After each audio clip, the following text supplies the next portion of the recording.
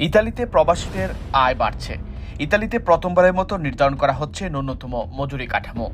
আগামী কয়েক মাসের মধ্যে তা কার্যকর হচ্ছে বলে আভাস দিয়েছে বিভিন্ন সরকারি দফতর। এতে দেশটির বাসিন্দাদের পাশাপাশি কুশি প্রবাসী বাংলাদেশিরাও।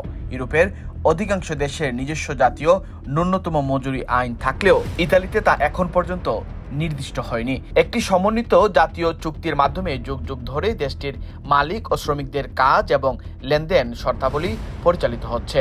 তবে সম্প্রতি ইতালির সাধারণ জনগণ থেকে শুরু করে সরকারি নীতি নির্ধারকরাও ন্যূনতম মজুরি কাঠামো পাশ করার পক্ষে অবস্থান নেন। দেশ জুড়ে চলে গণস্বাক্ষর কর্মসূচি। চলতি বছরের শেষে অথবা 2024 সালে তা চূড়ান্ত করা হবে বলে জানিয়েছে স্থানীয় বিভিন্ন গণমাধ্যম। এমন খবরে স্থানীয়দের পাশাপাশি খুশি প্রবাসী বাংলাদেশি।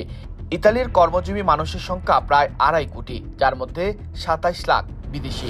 দেশটিতে বসবাস করছেন প্রায় 2.5 লাখ বাংলাদেশি।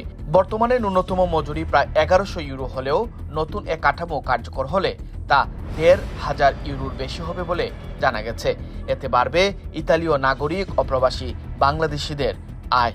2022 সালের 7 জুন শ্রমিকদের জীবনযাত্রার মান উন্নয়নে প্রতি ঘন্টায় ন্যূনতম মজুরি 9 ইউরো নির্ধারণের নির্দেশনা দেয় ইউরোপীয় ইউনিয়ন, যা পালন করতে বাধ্য ইতালি সরকার।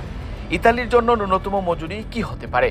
ইতালিতে ন্যূনতম মজুরি প্রতিষ্ঠার বিষয়টি বিভিন্ন পক্ষের মধ্যে তীব্র বিতর্কের সৃষ্টি করেছে।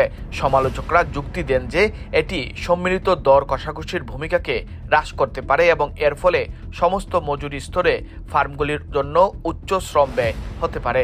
অতিরিক্তভাবে এটিকে কেউ কেউ একটি সরল সমাধান হিসেবে দেখেন, যা অগত্যা শ্রমজীবী দরিদ্রের দুর্দশা উপশম করতে পারবে না।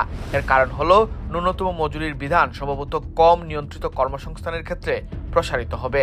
বিতর্কের অন্যদিকে কেউ কেউ যুক্তি দেন যে এটি শুধুমাত্র কর্মীদের সুরক্ষার জন্য একটি পরিমাপ মাত্র।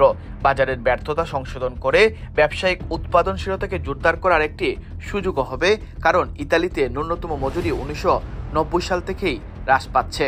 2021 সালের তথ্যের ভিত্তিতে ইতালীয় ন্যাশনাল ইনস্টিটিউট অফ স্ট্যাটিস্টিক্স সংক্ষেপে ISTAT-এর একটি সমীক্ষা অনুসারে ইতালীয় শ্রমিকরা ইউরোপীয় গড় থেকে 3,700 ইউরো কম উপার্জন করেছেন। ক্রয় ক্ষমতা সমতা অনুযায়ী তাদের গড় মোট বার্ষিক মজুরি ইউরোপীয় মজুরি থেকে 12% কম ছিল। 2013 থেকে 2022 সাল পর্যন্ত ইতালিতে কর্মচারী প্রতি বার্ষিক মোট মজুরি মাত্র 12% বৃদ্ধি পেয়েছে, যা ইউরোপীয় গড়ের প্রায় অর্ধেক।